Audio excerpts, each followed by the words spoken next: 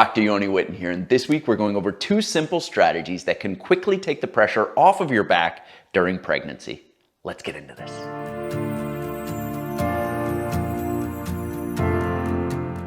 Before we get into the strategies for offloading your spine, it's important that you have an understanding of what's going on with your body biomechanically during late-stage pregnancy. For the sake of simplicity, it can be helpful to think of the body as a series of cubes stacked on top of one another. And what we're looking for optimal posture is for each region of the body, the head and neck, the thorax, the pelvis and abdomen, and the lower extremity to be stacked directly on top of the region below it. And the gravity line should pass dead center through the middle of that structure. Like with this stack of boxes, when the gravity line is passing through the middle, it means that the boxes are perfectly balanced. In the human body, it means that the gravity line passing through the ear, the center point of the shoulder, center point of the hip, slightly behind the knee, down through the ankle and to the floor means that I'm as perfectly balanced in this position as I can possibly be, and my body is required to exert the minimum amount of muscular effort to keep me balanced, upright, and stable. And that's what the body's all about, maximizing efficiency. What we see during pregnancy and late-stage pregnancy in particular is a pretty dramatic shift in the overall posture and balance of the structure. With this very localized increase in size and weight in the abdominal region, the entire structure is thrown off such that that increased weight is actually pulling the entire structure in this direction and threatening to topple it, really. And what the body will intelligently do in response to that feeling of falling this way is it'll take these upper back and it'll shift it backward. And we have evidence of this in the scientific literature, like this study from 2019, that shows very clearly that most women during pregnancy have a dramatic increase in the lower back or lumbar curve and an increase in the thoracic or middle back curve in that attempt to counterbalance and recalibrate the structure. The other things that we see that are very interesting, all in response to that increase in weight in that one specific region, is a decrease in stability in the entire structure during pregnancy, where there's an increased incidence of falls, there's a tightening at the hips in both flexion and extension, so the body is stiffening up this region of the body, trying to add stability, and we see decreased stride length. So women are not as willing to take a long step because a longer step requires a greater degree of stability. So one way of increasing stability is to take shorter steps. And so when it comes to strategies to make women more comfortable during late-stage pregnancy, it all comes down to adding stability to this inherently unstable structure. Strategy number 1 is to drive up intrinsic stability using muscular activation. Now, under normal circumstances, the center of your body and your spine is held together and stabilized by muscles that run all the way around this region of the body in layered format. But as you get into those later stages of pregnancy and that baby is really starting to take up a lot of space, those muscles are forced to stretch out to accommodate the growing baby. Now, as they stretch, they're less and less able to participate actively in stabilizing your body, which means that the muscles here in your lower back, the extensors, are really kind of hung out to dry as far as working against all that extra weight that's pulling you forward. Now, there is one muscle group that we can use to offload this area and help counteract that forward fall. And that muscle is the gluteus maximus. It's one of the most powerful muscles in the body, and it really has an important function in anchoring the pelvis and stabilizing the spine. Now, to activate the glute max in a safe way during pregnancy, we're going to be performing an isometric squeeze type contraction. So what I'm going to have you do is turn your feet into an externally rotated position, like the position that a duck walk would be done in. And then you're going to contract and just squeeze those muscles together. Think about like crashing your butt cheeks together as hard as you can. And watch what happens to my pelvis as I go from a normal standing position into a butt squeeze position. You can see that my pelvis goes into what's called a posterior pelvic tilt. So if my pelvis were a milk jug, I would be pouring milk out the back when I'm in a full contraction of my glute max.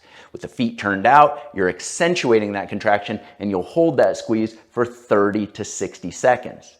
Now, the best thing about this exercise is that you can do it almost anywhere, and you can be doing it throughout the day to take pressure off of this lower back and help stabilize your body and your mind, creating a more safe environment for you and your growing baby. Strategy number 2 is all about adding external support. And my lovely wife has graciously agreed to stand in for this segment of the video. As you can see, she's about 32 weeks pregnant, and we've got a baby coming in just a few short weeks. She's starting to get just a little bit uncomfortable, and so this is the perfect time to show you guys what belly taping looks like.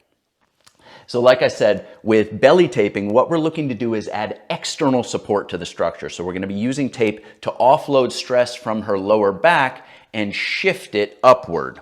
So we're going to be creating kind of a crisscross pattern. We're going to take 2 strips. They're going to be long enough to reach from below the belly button to across her shoulder blade.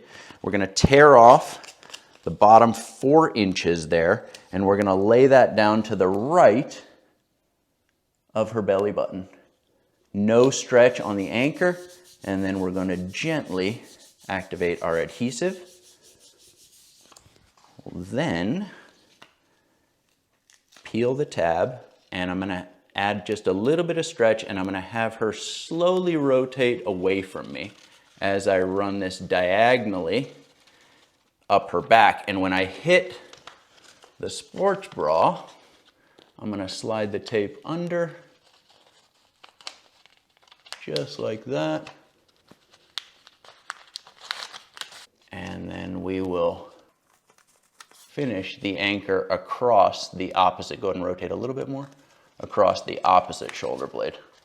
So almost creating like a backpack there. And then we'll rub and activate all that adhesive. Go ahead and rotate back towards me. Perfect.